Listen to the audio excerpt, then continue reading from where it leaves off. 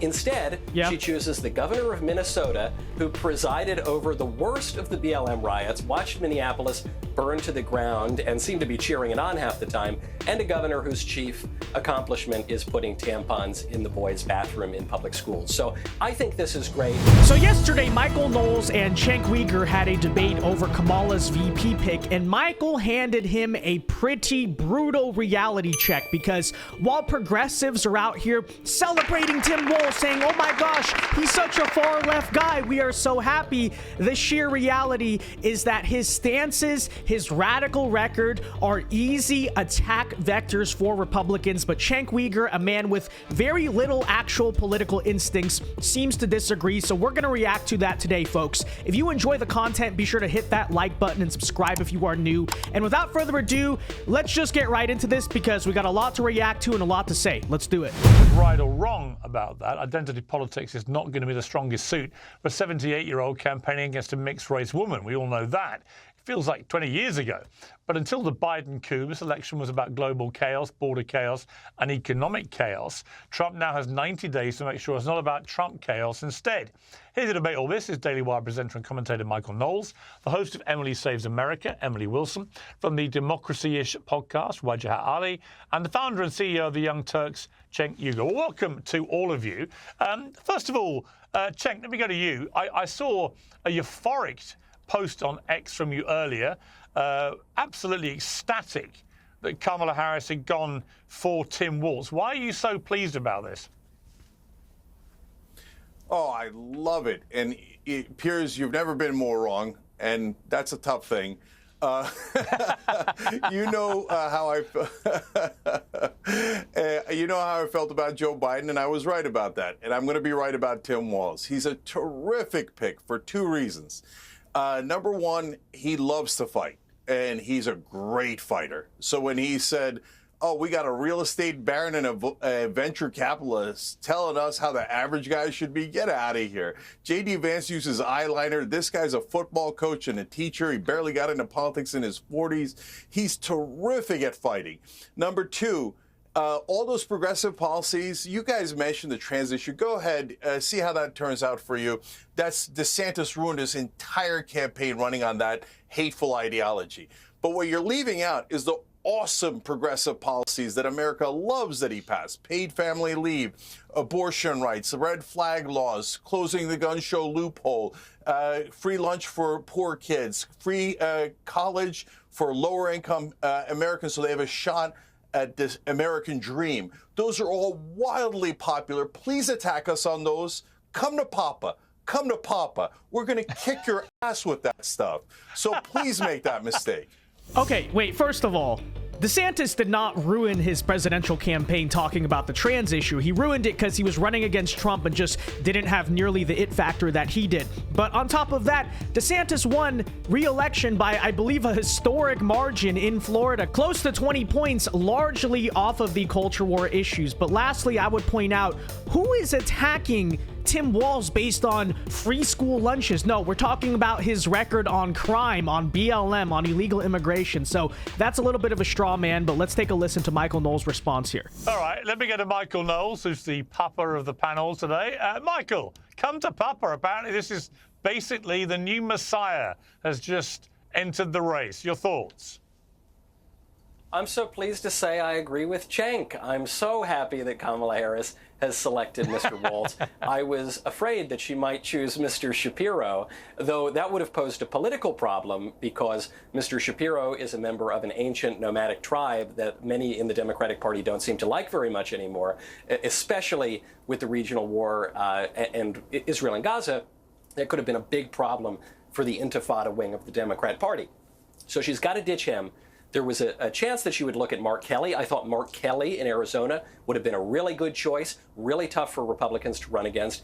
Instead, she chooses the governor of Minnesota, who presided over the worst of the BLM riots, watched Minneapolis burn to the ground and seemed to be cheering it on half the time, and a governor whose chief accomplishment is putting tampons in the boys' bathroom in public schools. So I think this is great. You know, in 1984, the only state that Ronald Reagan did not win was Minnesota. This is not exactly a swing state, okay? It's very solidly blue, and it's Kamala leaning in to one half of her identity. I think the talk about her biracial identity is overdone.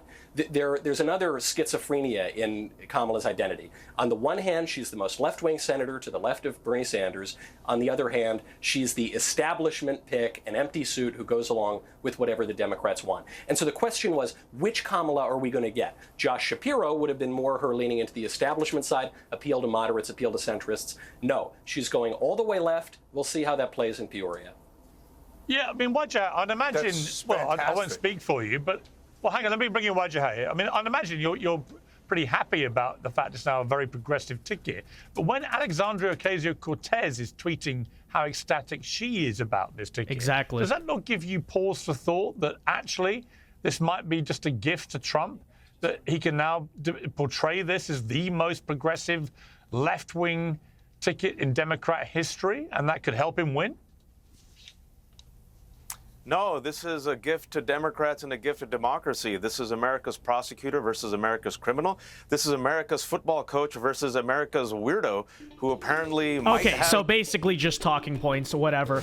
Okay, but let's recap that, starting off by what Cenk Uygur said, because I keep seeing him say this over Twitter, on his show, now on the Piers Morgan show. It's this attack line that goes, Republicans are attacking Tim Walz because he wants to give free school lunches to poor kids. See how that plays out for you in the election. The only problem is that's a complete straw man, because who is attacking Tim Walz over free school lunch? Okay, I don't see a Republican campaign ad doing that. Heck, I have not even seen a Republican on Twitter say that. Nobody is attacking Tim Walz because he gave school lunches to kids. They're attacking him because of his record on illegal immigration, on BLM, on crime, on the fact that he allowed those crazy rioters to burn down Minneapolis, the fact that his capital city is a third world nightmare, and he did stuff like encourage illegal immigration on national TV and also wanted to give free driver's licenses to illegal immigrants. And so this whole idea that Republicans are attacking him on the issues that progressives might be popular on, no, and newsflash here, we don't have to do that, right? We're not that desperate. There's plenty of easy things to attack Tim Walz on that most Americans do disagree with. And despite Cenk celebrating, saying, put a progressive on the ticket, that means they're gonna win, the reality is that we've seen repeatedly in the 2024 election cycle that progressives are getting trounced even within Democratic primaries. We saw about a month ago that AOC endorsed Jamal Bowman, lost his re-election campaign, and then you may have heard just last night, squad member Cori Bush got ousted, right? She lost in her own Democrat primary. And so if even Democrat voters and their own base are rejecting radicals, they're tired of them, imagine how that's going to play with the independents, with the swing voters. The sheer reality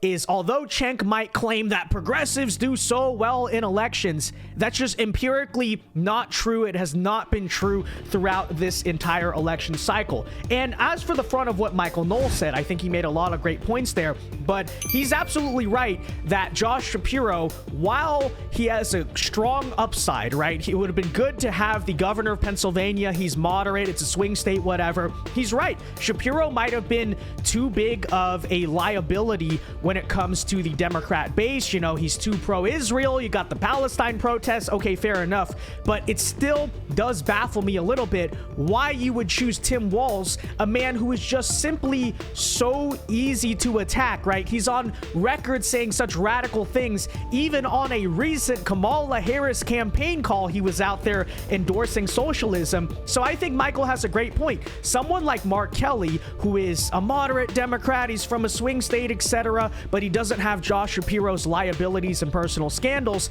might have been the perfect pick. But instead, Kamala decides that she wants to embrace the progressive, far-left radical position, which now makes it so much easier for the Trump campaign attack line that Kamala Harris is, quote, dangerously liberal, that is now very successful. Right now, she cannot run from that, because if she chose maybe someone a little bit more moderate as the VP pick, then she could say, what are you talking about? Right? I'm not a radical. Yeah, maybe I said those things back in 2020, but just forget them. But now by choosing Tim Walz, you cannot run from that. And once again, despite Cenk Uygur's love for progressivism and claiming it's going to win us the election because of free school lunch, which nobody is attacking, nobody is against, that's just not the reality. Progressives have not been popular in the electorate as of late. Even the Democrat base is getting tired of them. So yes, in many ways, it is true. Tim Walz is a huge gift to Republicans, and he's going to be very easy to attack. That said, folks, let me know your thoughts on this debate in the comment section down below. And what do you think, of course, of Kamala Harris's recent vice presidential pick? And that said, be sure to leave a like on this video, subscribe if you are new, follow me on X and all of my social medias, link in the description. And until next time, God bless and peace.